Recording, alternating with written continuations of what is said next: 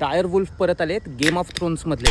Game of थ्रोन्सच्या फॅन्सनी Facebook आणि Insta नुसतं भरून टाकलंय, पण हे नक्की डायर वुल्फच आहेत का? चला बघूया। डायर वुल्फ ही अमेरिकेत राहणारी सगळ्यात मोठी शिकारी प्रजाती होती, जी 10,000 वर्षांपूर्वी लुप्त झाली। अमेरिकन कंपनीच्या शास्त्रज्ञांनी डायर वुल्फच्या फॉसिल झालेल्या दातातून एक DNA मिळवला। पण जुरॅसिक पार्कमध्ये दाखवल्यासारखं फॉसिल DNA मधून संपूर्ण प्राणी बनवता येत नाही, कारण फॉसिल DNA हा एकदम तोडका मोडका असतो।